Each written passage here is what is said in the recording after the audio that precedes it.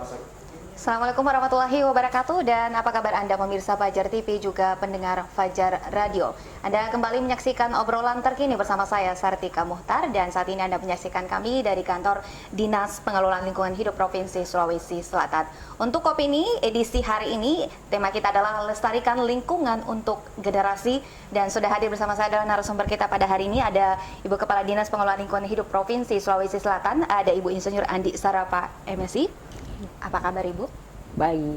Ya, dan terima kasih dan sudah hadir bersama kami, dan lingkungan menjadi hal yang sangat fundamental untuk terus dijaga kelestariannya. Untuk itu kita akan berbincang seperti apa program yang ada di DPLH Provinsi Sulawesi Selatan. Bu, seperti apa sih sebenarnya untuk program-program yang ada di Dinas DPLH untuk kelestarian lingkungan hidup? Ada beberapa yang kami sudah lakukan di Dinas Pengelolaan Lingkungan Hidup, antara lain yaitu kita melakukan pembinaan kepada masyarakat, termasuk juga sekolah-sekolah.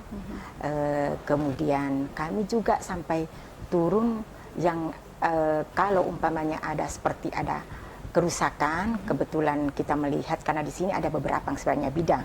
Ada bidang, ada 4 bidang, ada sekretariat 1, kemudian ada juga UPT laboratorium dengan UPT limbah B3.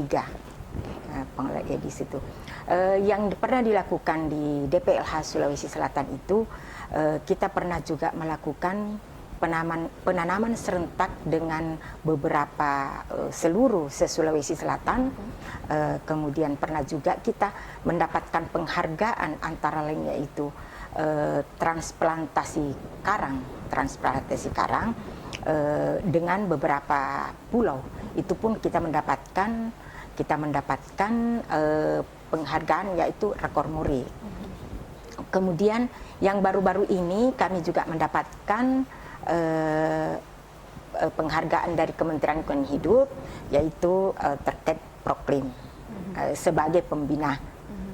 Gubernur sebagai pembina, dianggap sebagai pembina, makanya kita juga mendapatkan penghargaan waktu itu di Jakarta, yang langsung saya terima waktu itu, diserahkan oleh Ibu Menteri itu Siti Nurbaya.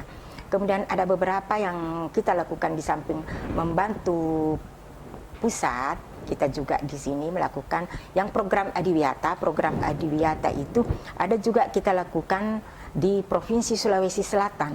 Provinsi Sulawesi Selatan itu sudah membina dan sudah masuk sekolah Adiwiyata itu sekitar 9.114 sekolah yang sudah terdaftar sebagai sekolah Adiwiyata. Tetapi inilah nanti ada beberapa yang akan dipilih lagi nanti ke pusat. Pusat itulah yang nanti yang menentukan apakah dia masuk program program mandiri dan program lainnya. Ada beberapa yang kita akan berangkat ini, kalau tidak salah Desember, akan menerima lagi penghargaan terkait sekolah Adiwiyata. Kemudian terkait juga yang pernah kita lakukan di sini, pernah kita melakukan yang waktu zaman saya sebagai Kepala Bidang Konservasi Sumber Daya Alam, kami juga melakukan di Pulau Kapoposang, di mana Pulau Kapoposang itu kita pernah membuat semacam penangkaran, tapi dalam hal ini bukan penangkaran istilahnya. Bagaimana kita tukik atau penyu ini jangan sampai habis begitu saja, makanya kita kerjasama dengan KSDA waktu itu untuk melakukan pembibitan, walaupun skala kecil, kita sama-sama dengan mereka untuk melakukan kegiatan itu. Kemudian pernah juga kami melakukan yang baru-baru ini, kami untuk program 100 harinya Bapak Gubernur Provinsi Sulawesi Selatan, kami telah membuat ini yang di belakang itu yang rumah paranet. Dalam hal ini rumah paranet itu adalah kita membuat pembibitan di dalamnya. Bagaimana kita menyiapkan bibit ini nantinya, jangan kita memberikan kepada orang bahwa tidak boleh begini, tapi masyarakat dilarang, paman yang dekat-dekat hutan, jangan menebang pohon. Tetapi apa sebenarnya solusi dari itu? Mestinya pada saat kita melakukan penyuluhan atau apa, ada hal yang diberikan. Contohnya kita memberikan tanaman buah-buahan yang itu kan produktif. Pernah memang kami lakukan juga itu, sudah lama kita lakukan juga. Enak sekali perasaan karena saya pernah juga jadi kepala bidang konservasi itu. Enak sekali kalau kita pergi di satu daerah, kayak itu hari pernah di Enrekang, saya beli rambutannya. Ternyata rambutan yang saya berikan dulu itu yang telah berbuah yang saya beli. Jadi saya langsung bilang, Pak, saya pernah kakek-kakek, saya pernah begini, Pak, memberikan dulu di sini sosialisasi. Dia bilang, oh Bu, saya punya. Akhirnya ini kakek-kakek tidak mau dibeli dia punya, tidak mau dibeli dia rambutannya itu buat. Saya bilang, tidak boleh Pak, saya sudah sangat senang apabila Bapak sudah melakukan hal ini, berarti kan itu produktif. Langkah-langkah yang saya sebenarnya sangat mengharapkan hal-hal yang pemberdayaan masyarakat. Pemberdayaan masyarakat, karena kalau tidak seperti itu, jangan melakukan sesuatu seperti contohnya ya, kita kumpulkan orang bahwa jangan membuang sampah sembarangan, tapi wadah yang diberikan apa? Toh kita, apalagi kalau orang taraf ekonominya sangat rendah ya. Jadi harusnya seperti apa Bu sebenarnya edukasi yang diberikan kepada masyarakat? Saya pengennya seperti ini. Kita melakukan pemahaman terkait pelestarian lingkungan, tetapi dalam hal ini apa yang bisa dilakukan? Apa yang bisa dilakukan kalau pemahaman saya? Contoh umpamanya seperti di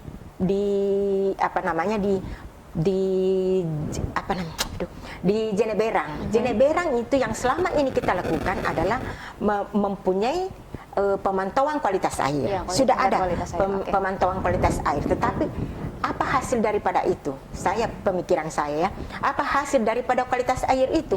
Bagaimana mengurangi dampak terhadap sungai itu? Ya, sebagai pemerintah dengan masyarakat harus kerjasama.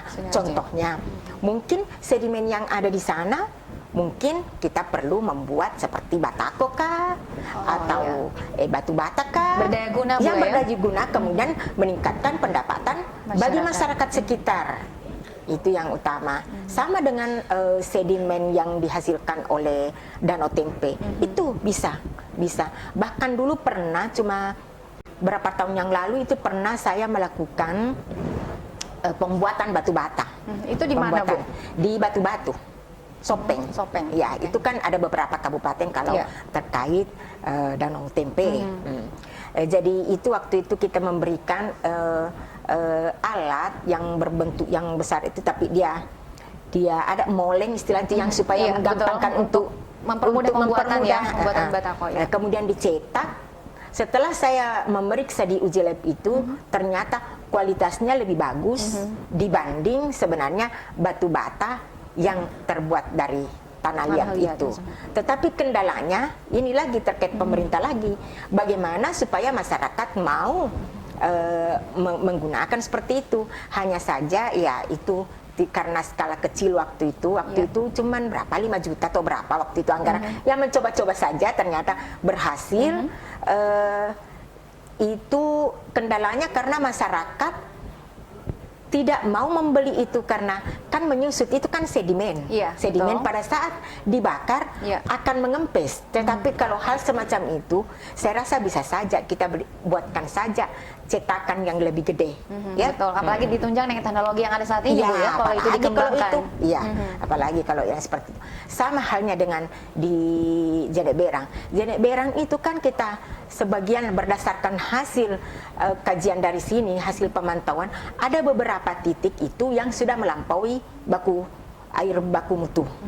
Sudah melampaui baku mutu, berarti ya kitalah ini bersama dengan pemerintah kabupaten, kita harus bersinergi bagaimana sebenarnya dengan itu. Dengan memperhatikan itu. Contohnya di sana saya pernah melihat, saya ke sana waktu itu masih saya kepala bidang pengawasan. Bidang pengawasan banyak juga ada beberapa pengusaha tahu tempe di sana, tahu tempe ini tidak dikelola dengan baik. Sebenarnya kita sudah memberikan, termasuk dengan Kabupaten Goa, memberikan sosialisasi tentang pentingnya melakukan IPAL. Tetapi persoalannya ini tidak bisa, mungkin karena dari faktor anggarannya. Jadi saya berpikir waktu itu saya sudah sampaikan juga kepada pusat bahwa bisakah kami diberikan bantuan ini terkait ini untuk IPAL bukan IPAL UKM istilahnya, usaha kecil menengah. Waktu itu di Kementerian Lingkungan Hidup yang baru bulan berapa itu, dia meminta agar ada berapa volume limbah yang dimasukkan ke dalam sungai. Supaya itu ditahu bahwa berapa kira-kira anggarannya. Itulah yang saya sudah minta di sana, sampai sekarang belum ada, makanya saya WA yang di pusat bahwa mohon maaf karena saya belum punya, mudah-mudahan 2021 kami bisa diberikan itu. Ya, baik. Kalau terkait dengan berbicara terkait dengan pelestarian lingkungan yang ada di Sulawesi Selatan untuk generasi, nah secara umum seperti apa sih Bu kondisi lingkungan kita yang ada di Sulawesi Selatan? Dia di level baik, sedang atau seperti apa? Kalau saya melihat ya belum terlalu bagus ya, tapi ya sudah dibanding dulu-dulu ya sudah lumayan ada banyak perubahan. Apalagi saya melihat seperti ini, Ibu Gubernur kita yaitu Ibu Lis Fahrudin, alhamdulillah dia gencar, bahkan boleh dikata saya malu sama beliau karena dia lebih gencar melakukan bagaimana pengurangan sampah plastik itu. Beliau sampai memberikan kadang uang pribadinya juga dia berikan kepada membeli untuk tumbler-tumbler itu. Setiap dia bawa tumbler, termasuk dengan Bapak Gubernur, Wakil Gubernur kita. Saya salut dengan beliau karena dia eksis dengan lingkungan itu. Berarti pemerintah dalam hal ini pemerintah Provinsi Sulawesi Selatan memberikan support yang luar biasa untuk kelestarian lingkungan ini ya. Apa sih yang menjadi fokus perhatian dari DPLH untuk kelestarian lingkungan di Sulawesi Selatan, Bu? Yang banyak ya fokusnya sebenarnya, bukan cuma tidak bisa, tapi yang tadi intinya itu bagaimana masyarakat kita, pemahaman masyarakat kita dulu terkait itu, kemudian terkait diambilnya juga perusahaan ini juga harus menggunakan CSR-nya kepada masyarakat. Jangan cuma melakukan dampak negatif positif, karena biar bagaimanapun itu salah satu pekerjaan kegiatan apapun itu pasti ada dampak negatif positifnya. Jadi seharusnya kerjasama, tapi banyak juga CSR yang perusahaan-perusahaan yang besar itu sudah peduli juga. Termasuk kita melakukan, memang ada program yang kita lakukan juga, termasuk proper. Di dalam programnya itu kita melihat penaatan daripada perusahaan-perusahaan itu. Ya, perusahaan di sini kita melibatkan pejabat pengawas PPLHD, kita turun ke lapangan, melihat kondisi daripada perusahaan tersebut. Dalam hal ini apalagi utamanya yang memang kewenangan kami, karena ada kan beberapa biasanya di sini dibuat amdalnya, pembahasannya. Yang membuat amdalnya itu kan sebenarnya konsultan, tapi pembahasannya di sini. Jadi itu yang kita lakukan. Jangan cuma dibuat itu dokumen, karena dokumen itu sebenarnya kan komitmen daripada perusahaan tersebut untuk pelestarian lingkungannya di dalam itu. Ya, terkait AMDAL kita akan membahasnya di segmen yang lebih spesifik lagi, tetapi saya ingin mengetahui sebenarnya ada tidak hal kendala yang hadapi dalam upaya pelestarian lingkungan. Ini kan masyarakat di Sulawesi Selatan majemuk, ada 24 kabupaten kota dengan beragam tipe karakternya. Seperti apa sih, Bu? Itulah saya sedih, miris juga perasaan saya. Kenapa, Bu? Karena begini, saya sering melihat orang buang sampah sembarangan, itu kendalanya. Padahal kalau mereka keluar, saya belum pernah ke Jepang kemana, tetapi yang saya hanya mampu hanya Singapura pernah, kemudian umroh juga pernah. Saya melihat itu dengan hati nuraninya, tidak ada yang membuang sampah sembarangan. Tapi kalau di sekitar kita ini, kok dia membuat jadi pekerjaan yang sangat-sangat berat memang. Tapi alhamdulillah Ibu Gubernur dengan pemerintah ini memang sangat membantu kita juga, apalagi Ibu tadi ini suka suka memang melakukan sosialisasi Ya, peduli lingkungan, Bu, ya? peduli lingkungan lah, Terkait betul hal sekali. ini. Kita masih akan melanjutkan pembicaraan kita terkait dengan kelestarian lingkungan di Sulawesi Selatan untuk generasi, namun kita harus jeda terlebih dahulu, Bu Kadis. Usai jeda kami akan kembali, tetaplah di OPD.